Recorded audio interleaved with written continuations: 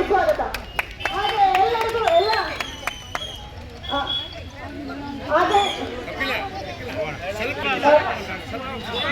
ಹಾಗೆ ಜಿಲ್ಲಾಧ್ಯಕ್ಷರಾದಂತಹ ಬಸಮ್ಮ ಅಬ್ಲೂರ್ ಮೇಡಮ್ ಅವರಿಗೂ ಸಹಿತ ಸ್ವಾಗತ ಸುಸ್ವಾಗತ.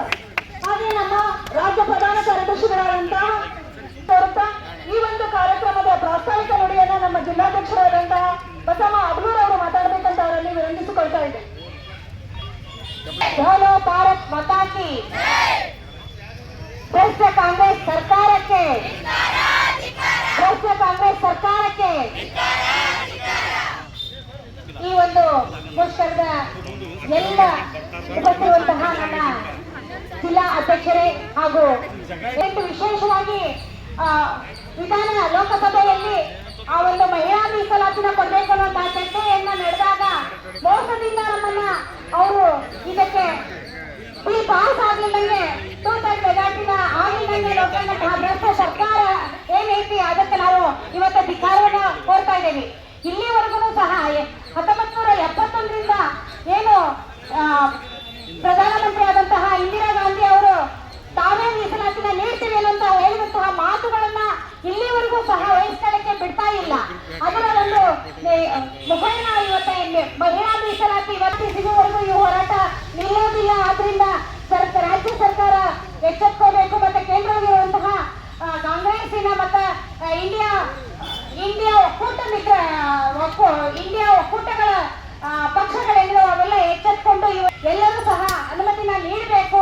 ಇಲ್ಲ ಅಂತಂದ್ರೆ ಈ ಹೋರಾಟ ಸತತವಾಗಿ ಮುಂದುವರಿತಲೇ ಹೋಗುತ್ತೆ ಅಂತ ಹೇಳ್ತಾ ನಮಗೆ ಪ್ರಸ್ತಾವವಾಗಿ ಮಾತಾಡ್ಲಿಕ್ಕೆ ಕೊಟ್ಟಂತಹ ಭಾರತ್ ಮಾತಾ ಕಿ ಬೋಲೋ ಭಾರತ್ ಮಾತಾ ಕಿ ಮಹಿಳಾ ಮೀಸಲಾತಿಯನ್ನು ನೀಡಲಿರುವ ಕಾಂಗ್ರೆಸ್ಸಿನ ಇಂಡಿಯಾ ಕೂಟಕ್ಕೆ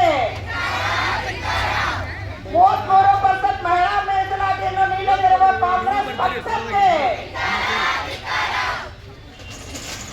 ಇವತ್ತು ಮೊನ್ನೆ 16, 17, 18ರಲ್ಲಿ ಲೋಕಸಭೆಯಲ್ಲಿ ನಡೆದಿರುವಂತಹ ವಿಶೇಷ ಅಧಿವೇಶನದಲ್ಲಿ 30 ವರ್ಷಗಳ ಕಾಲ ನೆನೆಗುದಿಗೆ ಬಿದ್ದಿರುವಂತಹ ಮಹಿಳಾ ಮೀಸಲಾತಿ ಮಸೂದೆಯ ಒಂದು ಮಂಡನೆ ವಿಚಾರವಾಗಿ ಅಲ್ಲಿ ಏನು ನಮಗೆ ಮಹಿಳೆಯರಿಗೆ ಸೋಲಾತು ಅದು ಇಡೀ ರಾಷ್ಟ್ರದ ಮಹಿಳೆಯರ ಸೋಲು.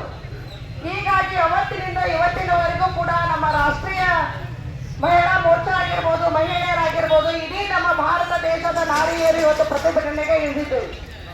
ಈ ಪ್ರತಿಭಟನೆಯಲ್ಲಿ ಭಾಗವಹಿಸಿದಂತಹ ನಮ್ಮೆಲ್ಲರ ನೆಚ್ಚಿನ ಅಧ್ಯಕ್ಷರಾದಂತಹ ವಿಪಕ್ಷ ಬಳ್ಳಾರಿ ಅವರೇ, ಮಾಜಿ ಕೃಷಿ ಸಚಿವರಾದ ಹಿರಿಯರಾದಂತಹ ವಿಜಯಸ್ವಣ್ಣ ಅವರು ಎಲ್ಲರೂ ಸಮಾನರು, ಮಹಿಳೆ ಮತ್ತು ಪುರುಷ ಸಮಾನರು ಅಂತ ಸಾರಿದ್ದಾರೆ.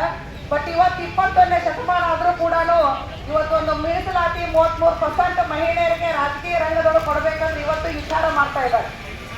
ಅದನ್ನ ಎಷ್ಟೋ ವರ್ಷಗಳ ನೆನೆಗುದಿಗೆ ಬಿದ್ದಿರುವಂತದ್ದನ್ನ ನಮ್ಮ ಪ್ರಧಾನಮಂತ್ರಿಗಳಾದಂತ ನರೇಂದ್ರ ಮೋದಿ ಅವರು ಎಲ್ಲ ಕುಲಂಕುಷವಾಗಿ ಸುದೀರ್ಘವಾಗಿರುವಂತಹ 30 ವರ್ಷಗಳ ಹೋರಾಟವನ್ನ ಈ ಒಂದು ಮೀಸಲಾತಿ ಬಗ್ಗೆ ಇಲ್ಲಿ ನಗರದ ಎಲ್ಲ ನನ್ನ ಸಹೋದರರಿಗೆ ಮತ್ತು ಹಿರಿಯರಿಗೆ ಹಾಗೂ ಈ ಒಂದು ಮೀಸಲಾತಿಗೋಸ್ಕರ ಸಪೋರ್ಟ್ ಮಾಡ್ತಾ ಇರೋಂಥ ಎಲ್ಲ ನನ್ನ ಅಣ್ಣ ಮತ್ತು ಸಹೋದರರಿಗೂ ಕೂಡ ನಾನು ಧನ್ಯವಾದಗಳನ್ನ ಹೇಳ್ತೀನಿ. ನಿಜವಾಗ್ಲೂ ಮೀಸಲಾತಿ ಬಗ್ಗೆ ತುಂಬಾ ಇಷ್ಟೊಂದು ಜನ ಸೇರಿ ಈ ತರ ಹೋರಾಟ ಮಾಡಿದ್ರೆ ನಮಗೂ ತುಂಬಾ ಖುಷಿ ಆಗ್ತಿದೆ. ನಿಜವಾಗ್ಲೂ ಹೋರಾಟ ಮಾಡ್ಬೇಕು ಹೆಣ್ಮಕ್ಳು, ಯಾಕಂದ್ರೆ ಹೆಣ್ಮಕ್ಳಿಗೆ ಸಮಾನತೆ ಸಿಗ್ಬೇಕು. ಸಂವಿಧಾನದಲ್ಲಿ ಸಮಾನತೆ ಅಂತ ಎಲ್ಲರೂ ವಿಷಯದಲ್ಲಿ ಸಮಾನತೆ ಅಂತ ಇದೆ, ಆದ್ರೆ ಹೆಣ್ಮಕ್ಳಿಗೆ ಸಮಾನತೆಯನ್ನು ಕೊಡ್ತಾ ಇಲ್ಲ. ಯಾಕೆ ಈ ರೀತಿ ಹಿಂದೆ ಉಳಿತದೆ ಅಂದ್ರೆ ನಮ್ಮ ಸಂವಿಧಾನದಲ್ಲಿ ಇರುವಂತ ಒಂದು ಏನು ಇವರು ಮೀಸಲಾತಿಗಳನ್ನ ತಾವು ಯಾವ ರೀತಿ ಕ್ಷೇತ್ರದಲ್ಲಿ ಆದ್ರೂ ಈಗ ನೋಡ್ರಿ, ಮಹಿಳೆಯರು ಒಂದು ಆಟೋ ಚಾಲಕರಿಂದ ಹಿಡಿದು ಒಂದು ಪೈಲಟ್ ವರ್ಗು ಮುಂದುವರೆದಿದ್ದಾರೆ. ಎಲ್ಲ ಕ್ಷೇತ್ರದಲ್ಲಿ ಮಹಿಳೆಯರು ಮುಂದೆ ಇದ್ದಾರೆ. ಆದ್ರೆ ಮಹಿಳೆಯರಿಗೆ ಇದನ್ನ ಪ್ರೋತ್ಸಾಹವನ್ನು ಕೊಡ್ಬೇಕಿತ್ತು. ಹಾಗೆ ಸರ್ಕಾರಗಳು ಸಂವಿಧಾನದಲ್ಲಿ ಮಾಡಿದಂಗೆ ಮೋಸ ಮಾಡಿದಂಗೆ ಮಹಿಳೆಯರಿಗೆ ಇಲ್ಲೇ ಮಹಿಳೆಯರನ್ನ ಯಾವತ್ತೂ ಗೌರವಿಸ್ತಾರೆ. ನಮ್ಮ ಭಾರತದಲ್ಲಿ ಮಹಿಳೆಯರಿಗೆ ಬಹಳ ಸ್ಥಾನಮಾನಗಳನ್ನು ಕೊಟ್ಟಿದ್ದಾರೆ. ಆದ್ರೆ ಈ ಒಂದು ರಾಜಕೀಯ ಕ್ಷೇತ್ರದಲ್ಲಿ ಆ ಒಂದು ಕ್ಷೇತ್ರಗಳಲ್ಲಿ ಮಾತ್ರ ಮಹಿಳೆಯರಿಗೆ ಯಾವುದೇ ರೀತಿ ಸೌಲಭ್ಯಗಳಿಲ್ಲ, ಸಹಕಾರಗಳಿಲ್ಲ. ಇದು ಬಹಳ ನಮಗೊಂಥರ ಅವಮಾನ ಅನಿಸ್ತೈತಿ. ಇದಕ್ಕೆಲ್ಲ ನಾವೆಲ್ಲ ಖಂಡನೆ ಮಾಡಬೇಕು, ಹೋರಾಟ ಮಾಡಬೇಕು. ನಿಜವಾಗ್ಲೂ ಈ ಹೋರಾಟ ಮಾಡಿದ್ರೆ ನಾವು ಹೆಣ್ಮಕ್ಳೆಲ್ಲ ಒಗ್ಗಟ್ಟಾಗಿದೆ ಅನ್ನೋದು ಗೊತ್ತಾಗುತ್ತೆ. ನಾವು ಇಲ್ಲಿ ತೋರಿಸ್ಬೋದು. ಈ ಥರ ಹೆಣ್ಮಕ್ಳೆಲ್ಲ ಸಪೋರ್ಟ್ ಮಾಡ್ತಿದ್ದಾರೆ. ಎಲ್ಲ ನೋಡ್ರಿ, ಹೆಣ್ಣು ಹಿಂದೆ ಕಿತ್ತೂರಾಣಿ ಚೆನ್ನಮ್ಮ ಎಲ್ರಿಗೂ ಪ್ರತಿಯೊಬ್ಬರಿಗೂ ನಾವು ಇದೆಲ್ಲ ಖಂಡಿಸಬೇಕಾಗಿದೆ. ಯಾಕಂದ್ರೆ ಎಲ್ಲರೂ ಸಪೋರ್ಟ್ ಮಾಡಿದಾಗ ಮಾತ್ರ ಇದು ನಾವು ಮುನ್ನುಗ್ಗಿದಾಗ ಮಾತ್ರ ಇದೆಲ್ಲ ನಮಗೆ ಹೋರಾಟ ಮಾಡಕ್ಕೆ ಸಾಧ್ಯ ಐತಿ, ನಮಗೆ ಸಿಗುತ್ತೆ. ಇದು ಈ ಮುಂದಿನ ಮಕ್ಕಳಿಗೆ ಭಾರತ್ ಮಾತಾ ಕಿ ಬಿಜೆಪಿ ಪಕ್ಷಕ್ಕೆ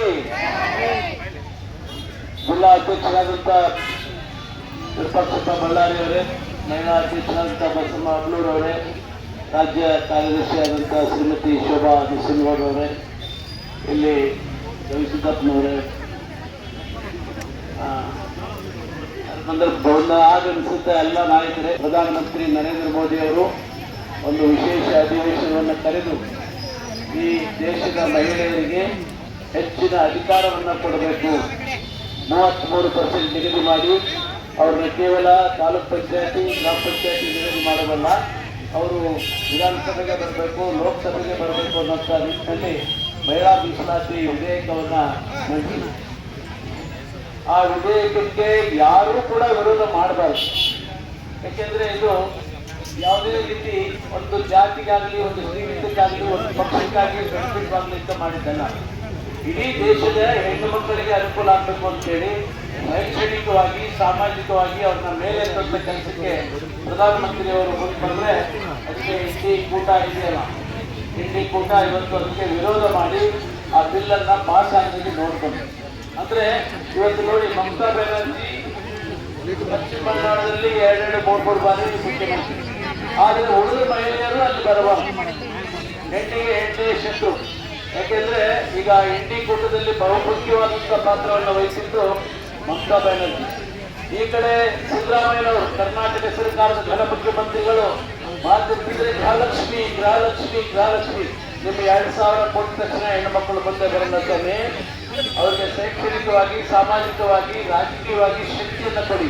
ಆ ಹೆಣ್ಣು ಮಕ್ಕಳು ರಾಜಕೀಯವಾಗಿ ಶಕ್ತಿಯನ್ನು ಪಡೆದ್ರೆ ಆ ದೇಶ ಉದ್ಧಾರ ಆಗುತ್ತೆ. ಆದರೆ ಅವರು 2,000 ರೂಪಾಯಿಗಳ ಆಸೆ ತೋರಿಸಿ ಮಹಿಳೆಯರ ಕತ್ತನ್ನು ಕೊಡುವಂಥ ಕೆಲಸವನ್ನು ಮಾಡಿದ್ದಾರೆ. ಅದಕ್ಕೆ ಬಹಳ ಮುಖ್ಯವಾದಂಥ ಪಾತ್ರವನ್ನು ಕೂಡ ವಹಿಸಿದ್ದಾರೆ. ತಮಿಳುನಾಡಿನಲ್ಲಿ ವಿರೋಧ ಮಾಡಿದ್ದಾರೆ, ಹಿಮಾಚಲ ಪ್ರದೇಶದಲ್ಲಿ ವಿರೋಧ ಮಾಡಿದ್ದಾರೆ.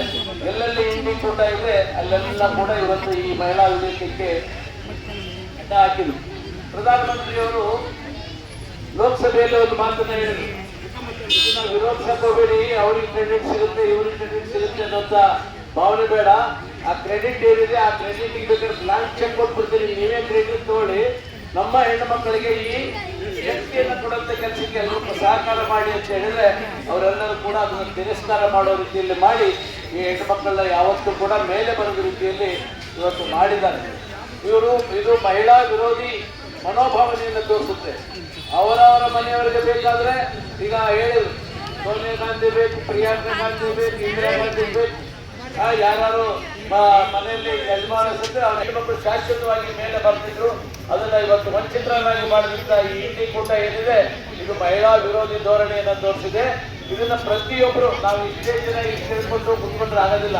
ಪ್ರತಿಯೊಬ್ಬ ಹೆಣ್ಣು ಮಕ್ಕಳಿಗೆ ಹೇಳಬೇಕು, ನಿಮಗೆ ಬರುವಂತಹ ಸೌಲಭ್ಯಗಳನ್ನ ಇವತ್ತು ಈ ಇಂಡಿ ಕೂಟ, ಕಾಂಗ್ರೆಸ್ ಪಕ್ಷ, ಈ ರಾಹುಲ್ ಗಾಂಧಿ ಅನ್ನುವಂಥ ಮಹಾನ್ ವ್ಯಕ್ತಿ, ಒಬ್ಬ ಮನುಷ್ಯ ಇದ್ದಾರೆ, ಅವರು ಒಬ್ಬ ಮಮತಾ ಬ್ಯಾನರ್ಜಿ, ಸಿದ್ದರಾಮಯ್ಯ, ಸ್ಟಾಲಿನ್ ಇವರೆಲ್ಲ ಸೇರ್ಕೊಂಡು ಇದಕ್ಕೆ ವಿರೋಧ ಮಾಡಿ ಇವತ್ತು ಈ ಮಸೂದೆ ಪಾಸ್ ಆದ ರೀತಿಯಲ್ಲಿ ಮಾಡಿ ನಿಮ್ಮ ಎಲ್ಲರ ಹಕ್ಕುಗಳನ್ನು ಕಾಂಗ್ರೆಸ್ ಹಾಗೂ ಮಿತ್ರ ಪಕ್ಷಕ್ಕೆ